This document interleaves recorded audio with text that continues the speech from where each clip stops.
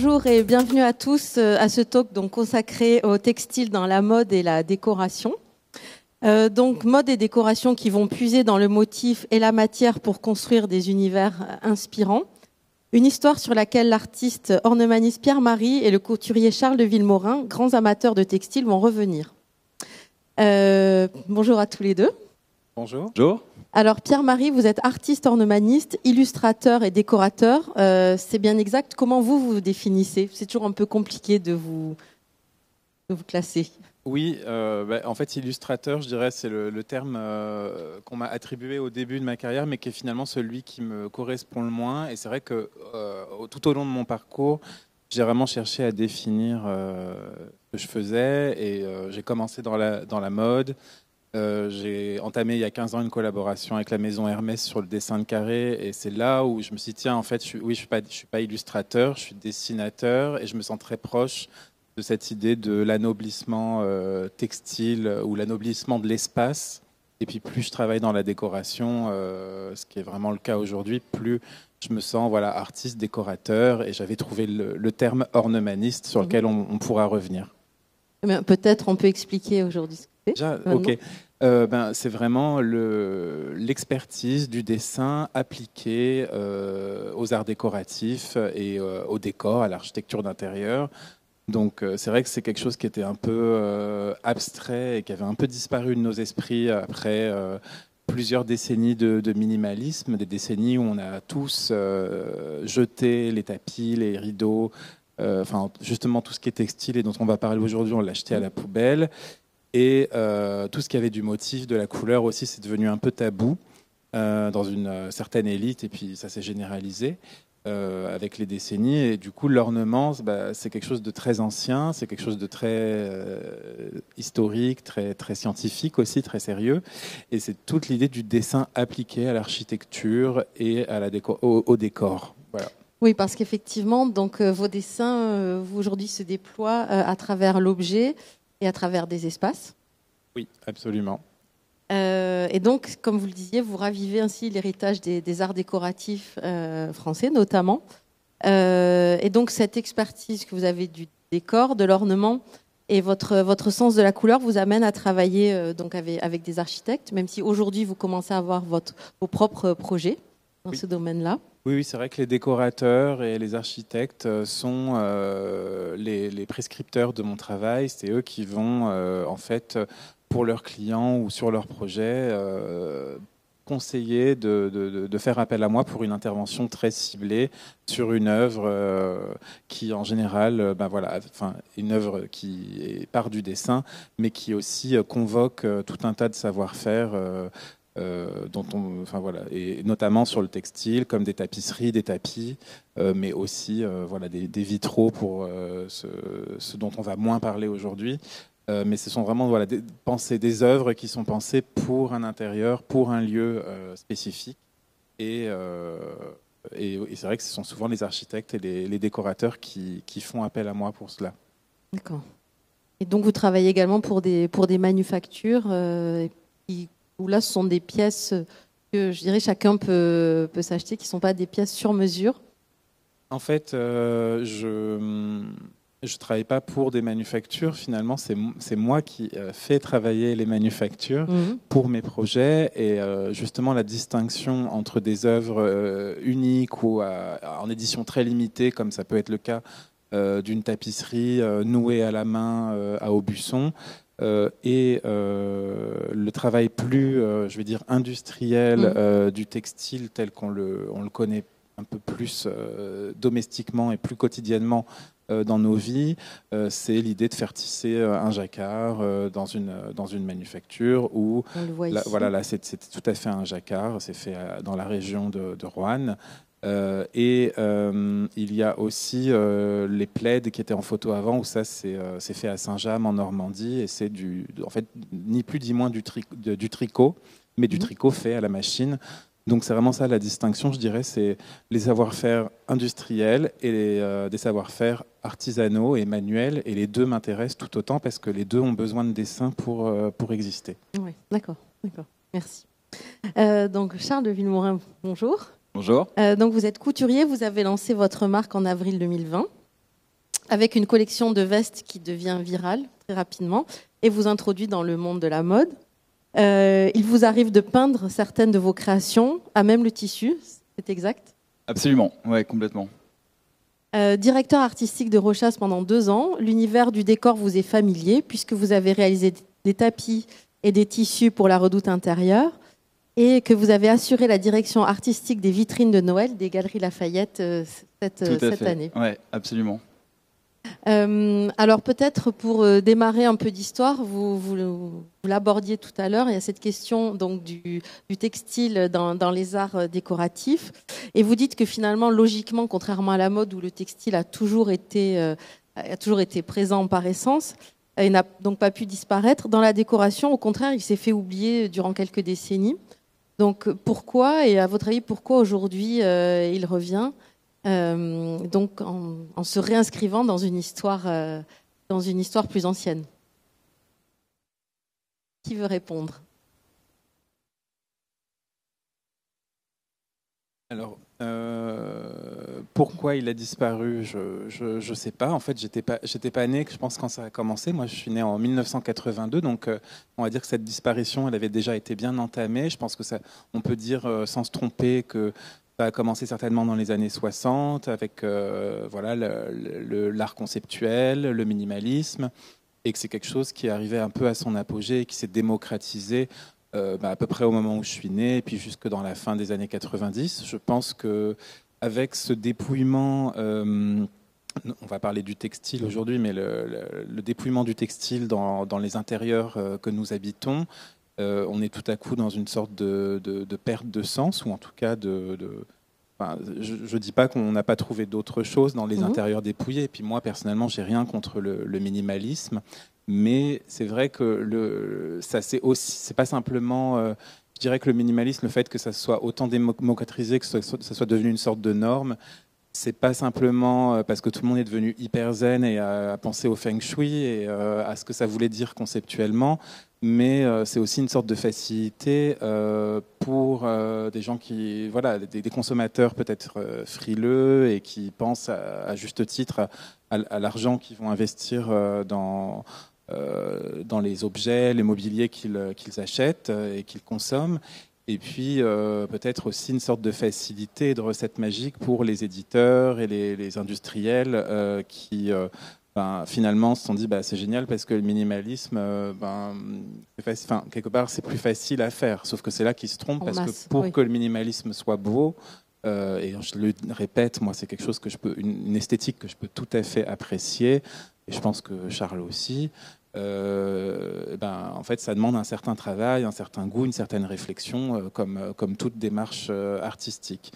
Mais là où ça m'inquiète, moi, c'est effectivement quand je parlais de perte de sens, c'est que finalement, on n'est plus du tout connecté avec ce qui fait qu'on est humain, en quelque sorte. Et il suffit pour cela d'aller visiter n'importe quel musée d'archéologie pour voir que depuis l'Antiquité, et puis on peut certainement même s'avancer en parlant de la préhistoire, l'homme s'entoure d'histoires, de dessins, de motifs, et qu'il y a quelque chose de véritablement humain là-dedans, puis qui a participé à ce qu'on transmette à travers les siècles, voilà, ce qui faisait nos civilisations. Et voilà, c'est en ça que je trouve que c'est dommage, et en quelque sorte que je trouve qu'aujourd'hui c'est bien que ça revienne sur la table. Et pourquoi ça revient sur la table? Je pense qu'entre autres parce qu'il y a des gens comme moi qui se posent cette question aujourd'hui. Et est-ce que j'ai le recul pour savoir pourquoi les gens de ma génération se posent cette question? Pas encore, mais voilà, je pense que c'est réjouissant et que c'est nécessaire. Oui, et précisément, vous, Charles, vous dites que le décor vous a toujours inspiré. Vous citez comme inspiration le champ de bataille, notamment le château du champ de bataille. Et donc cet univers est enrichissant, pas simplement pour son quotidien, mais aussi pour savoir créer, pour savoir rêver. Absolument. Champ de bataille, typiquement, qui est le château de Jacques Garcia, c'est un lieu dans lequel je passe pas mal de temps, et qui est le textile est primordial dans ce lieu, et c'est ça qui est sublime. Mais je trouve que justement, par rapport à la question d'avant, il y a un vrai lien très très bien fait entre le minimal et le maximal. Et en fait, utiliser le tissu, utiliser le textile, utiliser les plis, les couleurs, les reflets, la transparence, etc., peut ne pas forcément être extrêmement théâtral et peut aussi trouver une vraie forme de légèreté qui ne soit pas lourde finalement. Et donc, effectivement, c'est quelque chose qui m'inspire énormément. Moi, ce que je préfère faire, c'est dessiner. Et j'adore voir mes dessins se transformer, que ce soit en impression textile, en peinture sur textile, en fresque, en jacquard, en maille. C'est quelque chose qui... Le dessin se transforme par le biais du support utilisé. Et j'adore mélanger tous ces dessins. J'adore le côté un peu patchwork, etc., que je retrouve dans cette maison. Et voilà. Et donc, vous avez justement cet univers du décor. Vous vous en êtes emparé aux Galeries Lafayette, donc à Noël. C'était compliqué pour vous de passer de l'un à l'autre. Comment, quand on passe du vêtement, on peut ensuite passer au décor? Alors, il faut savoir que quand j'étais petit, je voulais être metteur en scène de théâtre. Donc, j'avais vraiment déjà cette passion-là. Je créais beaucoup de décors de théâtre. J'allais récupérer des affiches de cinéma, des films qui étaient plus en salle, et je les retournais pour avoir un grand support blanc et je peignais des décors dessus. Je montais des spectacles, etc. C'était vraiment quelque chose qui me passionnait. Et ensuite, en grandissant, j'ai découvert la mode, donc je me suis dirigé là-dedans plus naturellement. Mais cette dimension théâtrale, décor, etc., c'est quelque chose qui m'est vraiment très très cher et que je ne veux absolument jamais perdre. Et justement, ce projet avec les galeries, ça a été l'occasion de faire des pièces de mode, mais également une vitrine. C'est comme une petite scène de théâtre. Il y a le fond, il y a le sol, il y a les murs, il y a le plafond, il y a les personnages qu'on inclut à l'intérieur, le décor qu'on inclut à l'intérieur. Donc j'ai dû vraiment, et au-delà des collaborations que j'ai pu faire avec La Redoute, par exemple, en produits vendables, j'ai dû imaginer des lits, des tables, des chaises qui ont été créées en pièces uniques pour habiller les vitrines. Mais c'était extrêmement intéressant et extrêmement complet, parce qu'en plus il y avait la dimension musique aussi, parce que les vitrines, il y avait une musique qui leur correspondait à chaque fois. Donc c'était vraiment, il y avait la dimension mouvement, parce que les marionnettes étaient animées, pardon. Donc c'était vraiment comme des petites scénettes de théâtre très complètes, avec les lumières, les personnages, les maquillages, les vêtements, tous les éléments, voilà. Oui. Vous parliez de ce premier décor justement, et donc vous me disiez que le motif donc de votre première collection était tiré justement d'un décor que vous aviez réalisé chez vous, c'est exact? Absolument. Le premier défilé que j'avais fait pour Rochas. On avait défilé à la Mona Bismarck, qui est un lieu que j'aime beaucoup, où le décor est justement, je trouve, aussi un très beau parti pris entre quelque chose d'assez simple, en même temps qui est très chargé en fresques, etc., dans des volumes qui sont assez simples. Et en fait, j'ai fait chez moi effectivement une espèce de trompe-l'œil sur un mur où on voit un piano, on voit une espèce de décor un peu onirique, voilà. Et du coup, j'ai réutilisé ce motif qu'on a imprimé sur une soie, et il y a une grande partie de la collection qui est inspirée de ça, pour créer cette nouvelle femme Rochas un peu chez elle, qui déambule et qui vit un peu dans une espèce de vie idéale. Voilà. Vous parliez de la mode, Pierre-Marie.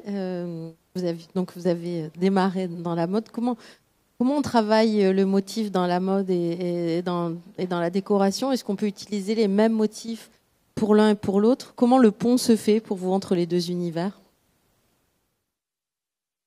Je ne pense pas qu'il y ait de règles, et on peut utiliser les mêmes motifs pour de l'habillement et de la décoration. Il y a une histoire d'échelle, je pense, et puis une histoire aussi de matérialité. Par exemple, là sont affichés ces espèces les jacquards que j'ai faits. C'est des jacquards que j'ai justement travaillé avec une compagnie qui a plutôt l'habitude de tisser pour la mode. Donc je leur ai demandé d'obtenir une main beaucoup plus lourde, utiliser plus de fils, parce que voilà, je pense que la vraie différence, c'est la matérialité, la technique, et puis aussi l'échelle, quoique quand je vois l'image qui est projetée là avec le travail de Charles, on voit qu'on peut aussi tout à coup, si on a la place sur une cape, avoir un motif démesuré. Mais je dirais que de façon plus traditionnelle, il y a vraiment un jeu d'échelle, de placement qui n'est pas tout à fait le même. Et puis il y a une dimension, je pense, dans la mode, bien que ça puisse être théâtral et qu'il faut que ça le reste dans une certaine mesure, un rapport à l'intime. Et que finalement, voilà, pour parler de ce que je fais le plus, qui est le carré Hermès, il y a vraiment ces deux niveaux de lecture, où à la fois un carré Hermès, c'est comme un drapeau, c'est une sorte d'étendard, donc il faut qu'une fois qu'il soit déployé, il y ait quelque chose de signalétique, de très fort qui se passe, et qu'on comprenne une histoire et un état d'esprit. Et puis après, il y a quelque chose de beaucoup plus intime, comme je le disais, où une fois qu'il est porté au creux du cou, et bien finalement, il n'y a qu'un détail du dessin qui va ressortir. Et ça, c'est quelque chose auquel je pense, en fait, quand je dessine des foulards, et quand je dessinais, ou quand je dessine encore d'ailleurs pour des motifs all over pour la mode. Je pense toujours à ça aussi, sur quel type de tissu, quel type de silhouette, quelle zone d'expression en fait va prendre le motif dans le look qui est pensé par le couturier ou le directeur artistique. Donc voilà, c'est un peu, je dirais, la seule différence qu'il y a, mais je pense qu'il n'y a pas de tabou à avoir. On peut, je sais pas, si on prend le léopard par exemple, pour prendre un poncif et une sorte d'archétype, il est à la fois présent dans la décoration, en tapis, en moquette, et puis tout à coup très présent aussi dans la mode. Donc je ne vois pas pourquoi il y aurait des ornements, pour reprendre le terme dont je parle tout le temps, qui seraient réservés à un domaine plus qu'à un autre, quoi. Je me permets de rebondir là-dessus, je suis absolument complètement d'accord. Mais moi, par exemple, quand je dessine des motifs, et c'est quelque chose que je fais beaucoup, je pense toujours au mouvement que va avoir le vêtement et comment le motif justement va réagir sur le corps quand la personne qui va porter la pièce va marcher, par exemple, ou s'il y a du vent, quelque chose comme ça. Utiliser un motif sur un mur, par exemple, moi j'adore les murs en tissu avec un motif, je trouve ça très beau. C'est radicalement différent qu'en faire une robe qui va être froncée à la taille, par exemple, et qui du coup va créer un volume différent et va diminuer le motif aussi, ou au contraire si la robe est moulante, par exemple, ça va l'étirer. Enfin, il y a tout ce truc de mouvement aussi qui est, je trouve, hyper important, et qui a une vraie différence entre la mode et la décoration, quoi. Et donc, par exemple, on vient de passer cette image, mais le motif que vous avez dessiné pour la Redoute, c'est un motif que vous auriez pu dessiner pour la mode, ou vraiment vous l'avez pensé pour un décor statique? Celui-ci, en l'occurrence, je l'avais pensé pour ce tapis. Là, on ne le voit pas, mais en fait, chaque couleur a un niveau différent. Et il y a différentes techniques. Le noir, c'est bouclé. Le reste, c'est un peu... il y a différentes techniques et différentes textures dessus. Après, celui-ci, je l'ai vraiment dessiné pour le tapis et l'abat-jour. Mais ça aurait pu complètement être un motif que j'aurais pu dessiner pour faire une grande pièce, un grand manteau, ou une cape, ou je sais pas quoi. Mais non, en l'occurrence, celui-là. Et puis j'ai repris un peu mes codes aussi. Ce motif, il est entre guillemets assez premier degré par rapport à mon travail, dans le sens où c'est vraiment le type de motif qui me représente le plus et qui est un peu mon ADN. Et voilà. Et donc pour la Redoute, vous avez dessiné donc un motif qui a été appliqué sur un tapis. Oui. Un tapis et un abat-jour. C'est ça. D'accord. Ouais. D'accord. Et vous avez été surpris lorsque vous avez été appelé pour ce projet, ou Pour le projet dans sa globalité, ou pour la Redoute particulièrement? Pour un projet de décoration et d'objets. Alors, est-ce que c'est quelque chose qui vous titillait déjà bien auparavant? sûr, c'est quelque chose qui m'a toujours donné très envie. C'est vraiment dans la continuité dans la manière dont j'imagine le futur de ma marque. Il y a vraiment une dimension maison qui est très importante et que j'essaye petit à petit de développer. Donc je cherche les bons fournisseurs, etc., pour que ce soit des beaux objets. Mais moi, j'adore la mode, c'est vraiment quelque chose qui me passionne et qui me fascine. Mais je suis d'autant plus sensible à essayer de créer au fur et à mesure de ma carrière, un univers qui soit le plus global possible et qui inclut des vêtements, mais aussi un espèce d'art de vivre dans sa globalité. J'ai très envie de faire du papier peint, j'ai très envie de faire des rideaux, j'ai très envie de faire des coussins, et c'est ce que j'ai fait déjà pour les galeries. Donc voilà, j'espère j'espère pouvoir développer ça un maximum dans le futur.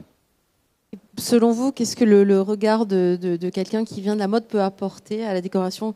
Qu'est-ce qu'il peut apporter de différent par rapport à quelqu'un qui est vraiment là-dedans tout le temps? Parce que de plus en plus de marques aujourd'hui de mode s'inscrivent dans cet univers-là. Je pense que le but d'une marque de mode, c'est de créer un personnage en fait, qui lui correspond. Je sais pas, si on pense à des grandes maisons, enfin, par exemple la femme Rick Owens, par exemple, elle est hyper reconnaissable, la femme Jacquemus, elle est hyper reconnaissable, etc. Et ce que la mode peut, enfin ce que la décoration peut apporter là-dedans, c'est en fait le décor dans lequel ce personnage va évoluer et créer, comme je disais, un espèce d'art de vivre global où une marque de mode va créer un univers qui soit complet et avec une vision précise de la femme ou de l'homme qui a envie d'appartenir à ce clan en fait que crée la marque. Jean-Marie, je vous vois sourire. Oui, non, mais moi je pense que les gens qui viennent de la mode, en tout cas qui ont une sensibilité ou une expérience liée à la mode, apportent au monde de la décoration et de l'architecture d'intérieur la fantaisie en fait, qui est liée à des métiers qui ont une échelle de temps qui n'est pas la même du tout. Les projets de décoration sont sur des temps très longs.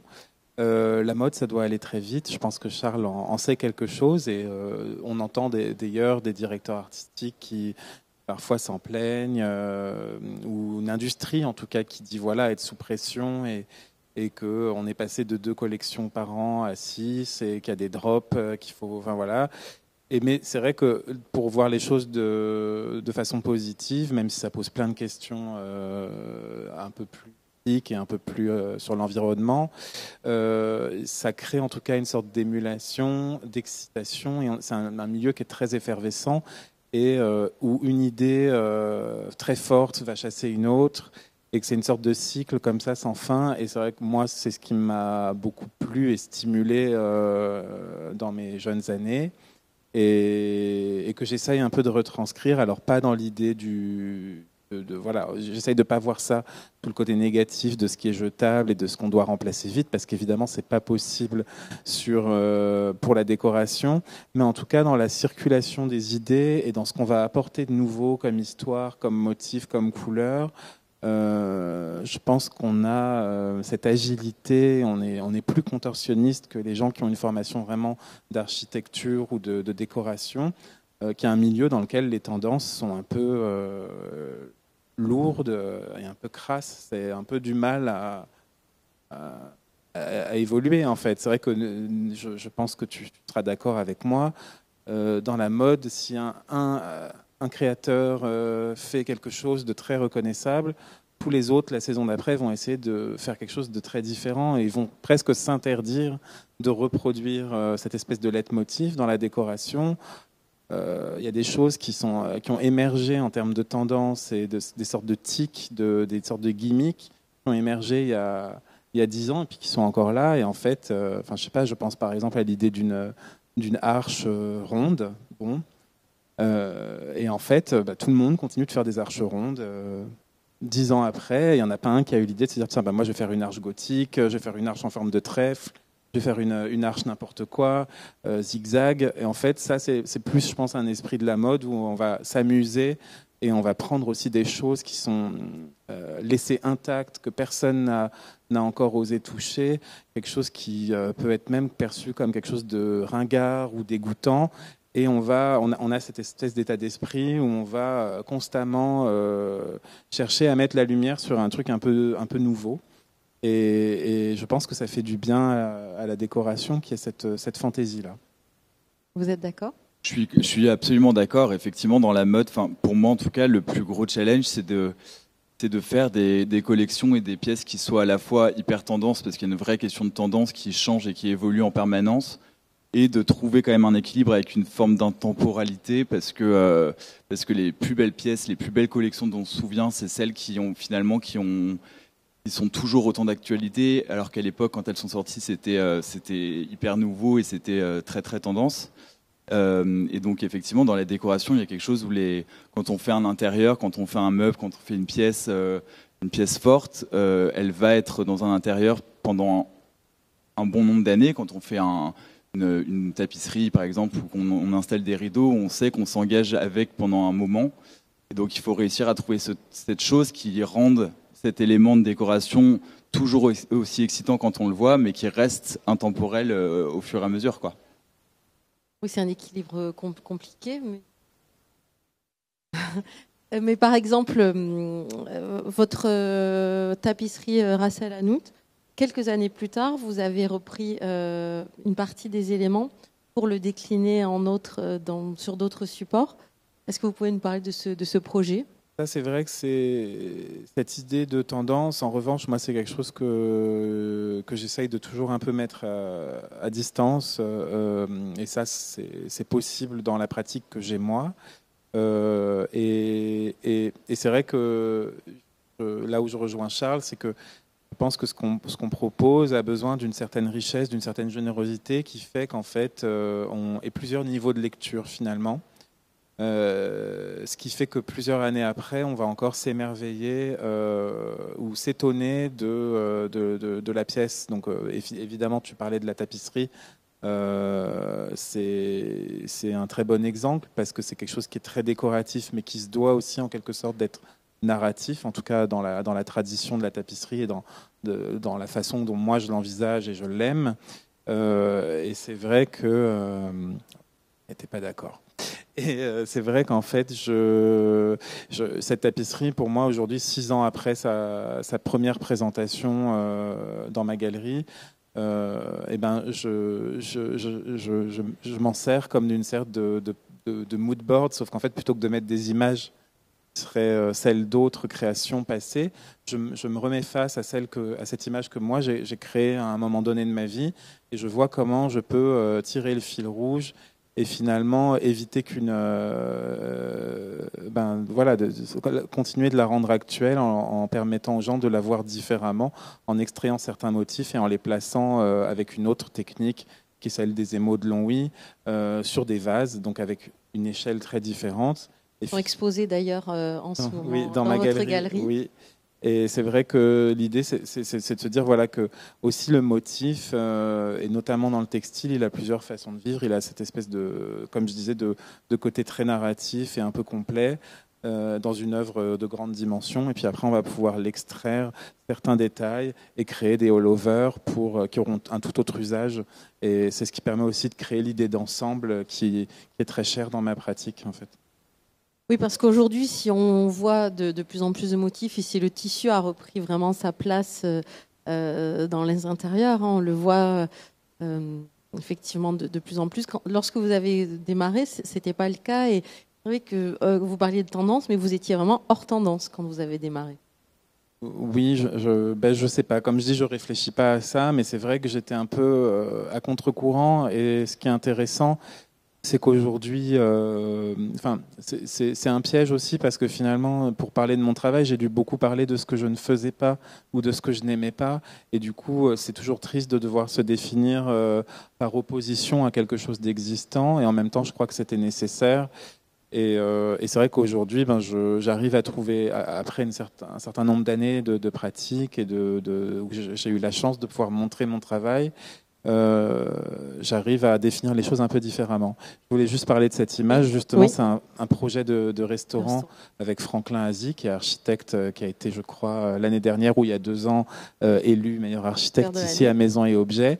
Et en fait, ça montre très bien ce dont je parlais, c'est-à-dire qu'à gauche, où là, on voit les tapisseries qui venaient vraiment habiller tous les murs vitrés du restaurant et qui sont les œuvres narratives et complètes. Et puis avant, on voyait des coussins dont étaient extraits certains motifs de cette tapisserie, voilà, mais en all-over. Donc du coup, c'est pas tout à fait la même intensité, c'est moins narratif, ça devient vraiment plus de l'ennoblissement, mais ça permet, comme on le voit sur la photo de gauche, de créer un ensemble et que l'histoire circule. Et le motif, moi, je m'en sers beaucoup. Enfin, le tissu, le textile en général, je m'en sers souvent comme ça, comme une espèce de relais pour l'histoire, mais avec différents niveaux d'intensité. Parfois, l'histoire, il faut qu'elle place la personne qui le regarde dans un rôle de spectateur très fort. Et disons qu'avec les coussins, on se sent moins face à une œuvre ou à une histoire, et c'est plus insidieux la façon que ça va avoir de continuer à raconter l'histoire. C'est presque subliminal, je dirais. Oui. Vous, Charles, cette dimension narrative, c'est aussi une part importante de votre travail. C'est extrêmement important. Et là, quand je vois ça, que j'adore d'ailleurs, c'est très beau. Très, très beau. Je me dis que construire et imaginer un intérieur comme ça, comme celui d'un restaurant, avec, comme tu disais, les murs, les coussins, etc., c'est un peu comme construire une collection dans le sens où il peut y avoir plusieurs éléments, mais il faut savoir les utiliser, effectivement, certains en grand, d'autres en all-over, en plus petit, à plus petite échelle, etc., pour avoir une réelle cohérence et que l'histoire se raconte le plus naturellement et le plus clairement possible.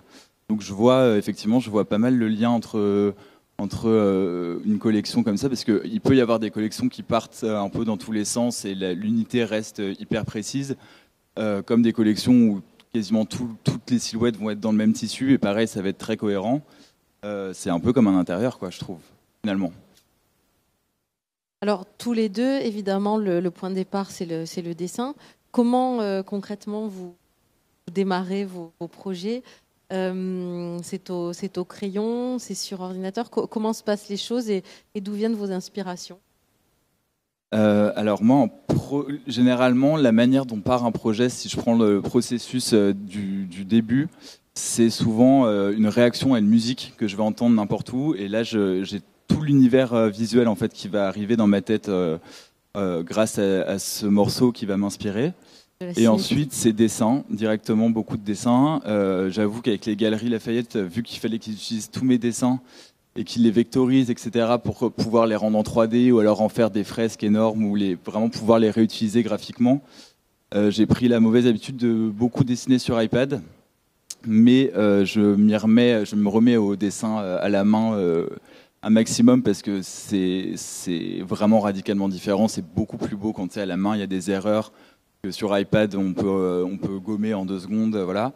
Les accidents, et généralement c'est les accidents qui sont les plus belles choses d'ailleurs. Mais non, c'est beaucoup de dessins à la main sur des grandes feuilles raisin, parce que moi j'aime bien les grands supports. Et puis voilà. Et vous, Pierre-Marie ? Moi, je travaille aussi bien à la main que sur différents supports, enfin sur l'ordinateur. Je pense que, je vais me permettre de parler de ton travail. Je pense que ta main, ton trait, il est très visible, très reconnaissable. Il y a quelque chose de très enlevé, qui vient justement du croquis de mode et de cette pratique dessin de mode qui est quelque chose qui a un archétype aussi. Là où moi, mon dessin, mon croquis, ça m'arrive de faire des dessins très enlevés comme ça à la main pour rapidement poser sur le papier une idée, et c'est très important, mais je ne cherche pas à conserver cet aspect d'immédiateté avec les erreurs, etc. C'est plutôt quelque chose que j'essaye de gommer en venant parachever un dessin, et surtout de le penser en fonction de la technique qui va être utilisée. Tu en parlais, les équipes des Galeries Lafayette qui vectorisaient, etc.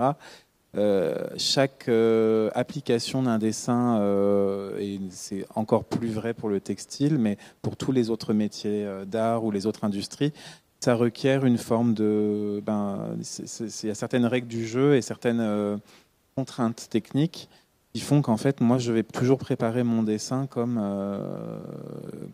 une sorte de plan, comme une sorte de guide pour l'artisan ou l'industriel qui va travailler avec ce dessin. Et donc, ça me demande beaucoup de passer par l'ordinateur pour pouvoir remettre... En fait, moi, je pense que tes dessins, ils ont cette valeur d'œuvre d'art, et on pourrait presque accrocher un dessin de Charles Villemorin chez soi, l'encadrer. Dans ma pratique, j'essaye toujours de me dire que mon dessin, c'est pas l'œuvre finie, et que mon dessin, ça va être une sorte de document presque très technique qui va permettre à l'artisan je vais lui passer le relais, et lui, il va faire l'œuvre réelle, qui va devenir le tapis, la tapisserie, le vitrail, etc. Et c'est la même chose pour les carrés Hermès, je remets ce qu'on appelle une maquette. Donc encore une fois, c'est pas une œuvre. Et une maquette originale. Et il y a toute une équipe à Lyon de gravure qui techniquement en fait retranscrivent le dessin pour qu'il soit possible de l'imprimer sur la soie avec la technique du cadre plat. Donc voilà, c'est un peu ça, je dirais.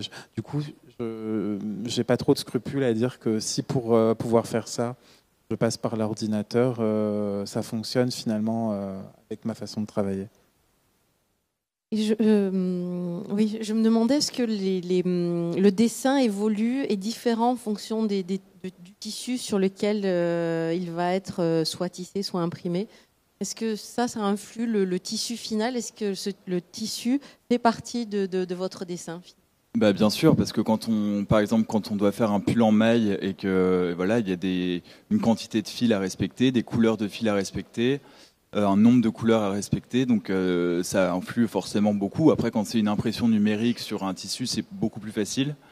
Mais moi, personnellement, c'est pas non plus ce que je préfère. J'aime bien quand il y a le dessin et qu'ensuite, sur un tissu en tout cas, et qu'ensuite il vient être un peu retravaillé, que ce soit en surpiqûre ou que le tissu de base soit un jacquard, par exemple, ou un brocart. C'est toujours plus intéressant, je trouve. Mais oui, bien sûr, le support est très important. Là, dans le cadre des Galeries Lafayette aussi, j'ai fait pour la première fois une série de sérigraphie. Et j'ai adoré parce que c'est un peu comme sur iPad finalement, parce que c'est des filtres, mais dans la vraie vie, et on doit peindre en noir dessus. On ne se rend même pas compte des couleurs qu'on utilise. Et on a le résultat final à la fin. Et j'ai beaucoup aimé faire ça, parce qu'il y a un truc de mystère aussi qui est intéressant. Et oui, le dessin dépend beaucoup du support qui va être utilisé, toujours. La technique, effectivement, il y a ça de joyeux que ça crée une distance entre le dessin premier et le résultat. Donc on peut soit choisir de se laisser surprendre par ce décalage, soit l'anticiper et essayer de poser un peu des pièges, je dirais, pour qu'il y ait des surprises et des choses intéressantes qui se passent au moment du tissage, de la broderie, du tricotage, du tricot. Et en fait, moi, je crois que c'est ça que j'essaye de toujours faire, c'est que d'être moi-même surpris par le résultat, par ce décalage qu'il va y avoir entre mon premier dessin et le résultat. Et c'est vrai qu'avec une impression jet d'encre numérique, il y a quelque chose de trop proche de ce qu'on a fourni comme dessin. Et moi, je me dis que si j'arrive à me surprendre moi-même du résultat, finalement, ça sera perceptible par les personnes et par le public et les clients. Et j'essaye toujours de trouver cette dimension de matière, finalement, qui met en valeur le dessin. Et je pense que dans le textile, il y a tellement de techniques hyper intéressantes que c'est ça qu'il faut mettre en œuvre aussi. Vous parlez de surprise, vous avez parlé de savoir-faire, tous les deux on parle de dessin. Au début, vous parliez d'humain. Finalement, le dessin, ce qu'il a de propre, c'est qu'il apporte quelque chose de très humain. Il replace l'homme en quelque sorte au cœur de votre projet. C'est le cas? Est-ce que vous sentez que ce que vous faites, la dimension humaine est particulièrement importante?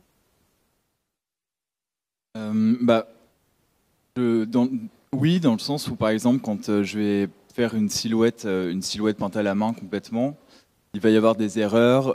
Généralement, ces silhouettes, elles sont plus compliquées à coudre. Du coup, c'est moi qui les couds directement et je couds un peu brutalement, un peu n'importe comment. Du coup, il va y avoir des taches de sang parfois. Enfin, il y a tous ces trucs-là qui peuvent rentrer en compte. Et donc, oui, effectivement, plus on utilise ses mains pour créer, plus la dimension humaine est présente, c'est sûr.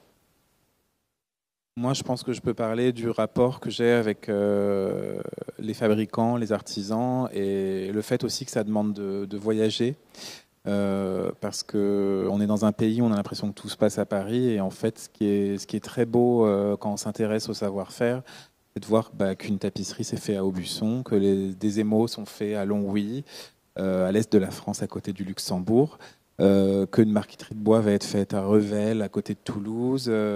Le verre soufflé, on retourne dans le Grand Est, en Meurthe-et-Moselle, de la broderie à Lunéville. Et en fait, tout ça, ça crée une sorte de carte très particulière de la France.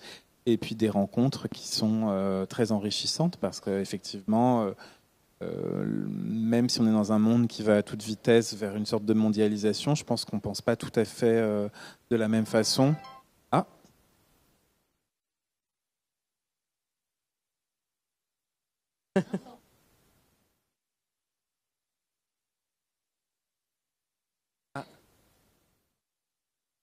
Bon, bref, donc des rencontres humaines qui sont super enrichissantes et puis qui viennent un peu au cœur de ma pratique et que j'ai envie de mettre en avant. Et je pense aussi que ça se ressent sur les œuvres finales, finalement.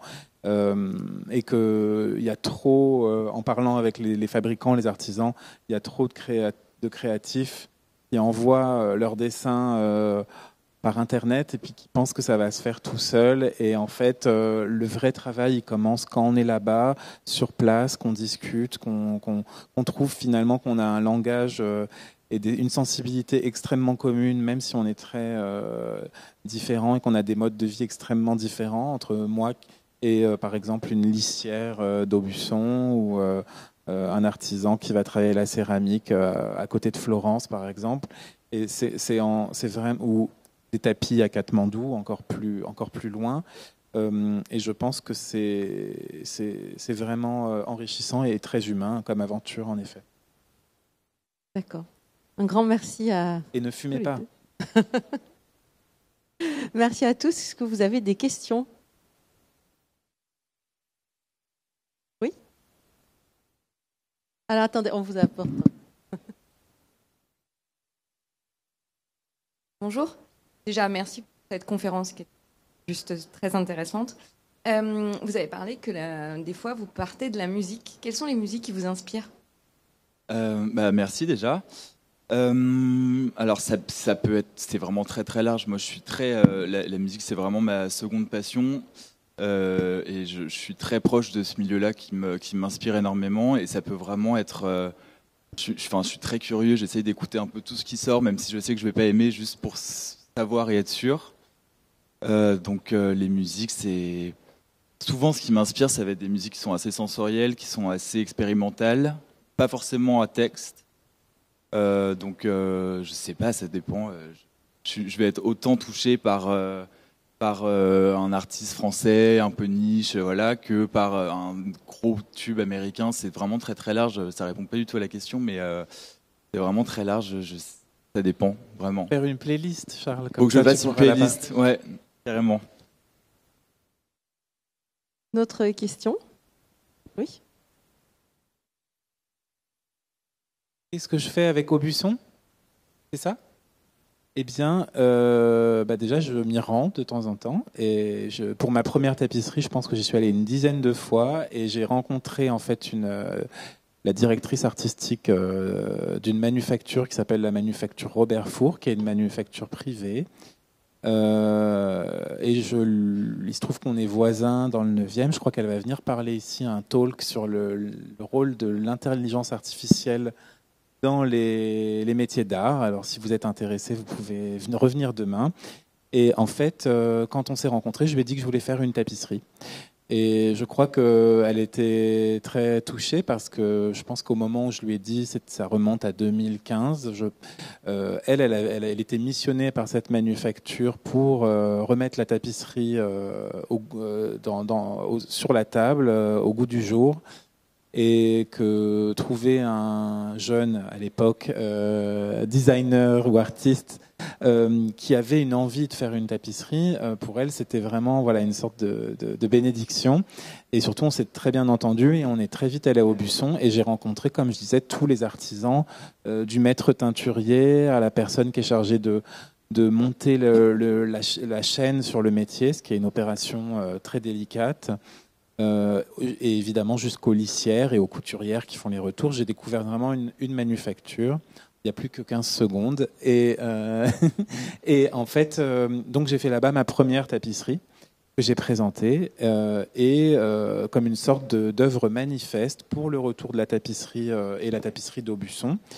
Et qui a engendré beaucoup de projets, en fait, et pour moi et pour la manufacture, des projets de tapisserie sur mesure, pour des galeries, pour des collectionneurs. Et voilà, donc c'est ça que je fais à Aubusson. Je vous en prie. Oui, peut-être un mot justement. Parler d'intelligence artificielle. Est-ce que c'est quelque chose qui vous effraie ou est-ce que l'humain, on parlait de l'humain, est-ce que l'humain sera toujours aura toujours sa place dans le motif? J'attends juste ça. C'est la prochaine conférence, ça. Bon, je réponds rapidement au-dessus. Ouais. Moi, je suis fasciné par ça. Je trouve ça extrêmement intéressant. Après, il faut juste bien l'utiliser. C'est comme tout. Il faut en faire quelque chose de beau et de positif et de futuriste et d'intéressant. Ça ne remplacera jamais les mains ou le cerveau humain. Oui. Il faut juste bien savoir l'utiliser. On peut vraiment faire des choses très, très, très intéressantes. Donc ça me fait pas peur. Juste, Oui. ce qui pourrait me faire peur, c'est plus comment certaines personnes vont l'utiliser, pas très bien forcément. Mais Oui. voilà. Oui, moi non plus, j'ai pas peur de grand chose, et je trouve ça hyper. Enfin, c'est un outil, comme le dit Charles, et comme tous les outils, il faut savoir les accueillir et les utiliser. Et je pense que en tant qu'artiste et créateur, on n'a pas peur de ça. En revanche, ce qui m'ennuie, c'est d'imaginer. Enfin, je pense que il y a une lourde responsabilité pour les pouvoirs en place, les groupes de luxe, pour justement montrer l'exemple de comment ça peut être bien utilisé. Voilà, c'est la responsabilité et le danger, il est dans la façon que les diffuseurs d'œuvres, quelles qu'elles soient, vont utiliser ces nouveaux moyens de création, et que justement eux-mêmes comprennent qu'il s'agit d'un outil pour des créatifs et des cerveaux humains.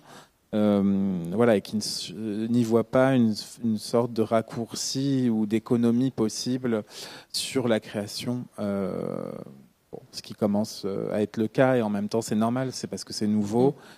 Et puis je pense aussi que ça se trouve dans quelques années, on en parle. Enfin, je sais pas. On peut aussi choisir de l'ignorer en vrai. D'accord. Voilà. D'accord. Merci beaucoup à tous les deux. Merci à tous. Merci Votre beaucoup. attention. Merci.